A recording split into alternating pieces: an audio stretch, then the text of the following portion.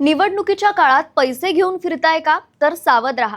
कारण आता निवडणूक आयोग अलर्ट मोडवर आहे. राज्य निवडणूक आयोगाने मुंबईसह राज्यातील 29 महानगरपालिकांच्या निवडणुका जाहीर केल्या आहेत. 15 जानेवारी 2026 रोजी मतदान होणार असून 16 जानेवारी 2026 रोजी निकाल जाहीर होणार आहेत. निवडणुकीच्या काळात मतदारांना आकर्षित करण्यासाठी रोख रक्कम, दारू, दागिने, भेटवस्तूंचे वाटप केले जाते. याच गैरप्रकारांना आळा घालण्यासाठी निवडणूक आयोगाने कडक पावले उचलली आहेत. आता पाहूया निवडणूक आयोगाचे नियम स्टेप बाय स्टेप. पहिला मुद्दा, पाळत कशी ठेवली जाते. प्रत्येक जिल्ह्यात स्टॅटिक सर्व्हेलन्स टीम्स आणि फ्लाइंग स्क्वॉड नेमण्यात आले आहेत. या पथकात कार्यकारी दंडाधिकारी, वरिष्ठ पोलीस अधिकारी, व्हिडिओग्राफर आणि सशस्त्र पोलीस असतात. रस्त्यांवर चेकपोस्ट उभारून वाहनांची तपासणी केली जाते. संपूर्ण तपासणीची व्हिडिओग्राफी अनिवार्य असते.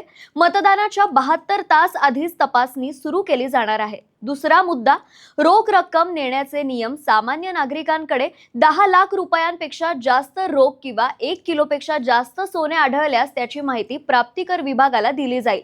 तपास पूर्ण होईपर्यंत रोख किंवा सोने जप्त करण्याचा अधिकार अधिकाऱ्यांकडे आहे.